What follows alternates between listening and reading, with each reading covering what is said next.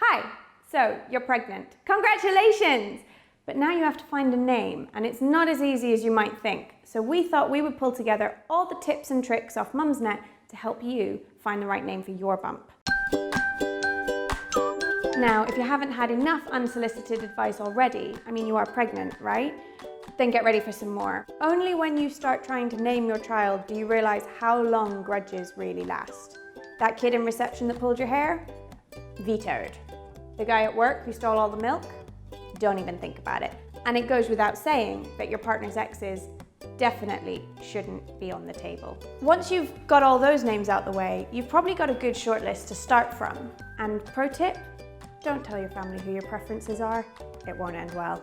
But if you don't really care what we think, you can just head over to the Mumsnet database and smash through as many names as you can as quickly as possible to find the right one for you. Say it out loud. Does it sound right? Does it roll off the tongue? Or actually, does it sound a bit strange in your partner's accent? Or maybe it's just not what you thought when you saw it written down. Alternatively, how many spellings are there and do you actually know how to say it? Not all names sound right with every surname, so make sure that you don't end up with a bend over, because we've all known one of those. Think about the spelling.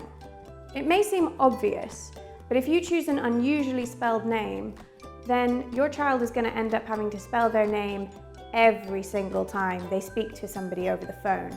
All those official forms they have to fill in, they're going to end up with a misspelled name potentially for their whole life. Even things as simple as Catherine. Is it a C or a K? An A or an E? An I or a Y? Make sure you choose a spelling that you're happy with and that you get it right on the birth certificate. How do you say that?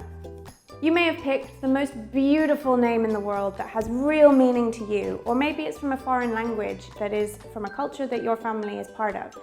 But if no one can say that name, then it's going to not only be frustrating for you when they're a baby, but your child even into their adulthood. For the umpteenth time when they have to explain, no, that is not how you say my name, you say it like this. It means what? If you're keen on foreign languages or travel, you probably want to check what the name means in other cultures as well. For example, Zeffy is a great name for a boy, unless you're in France and you shorten it to Zizi, which means Willy.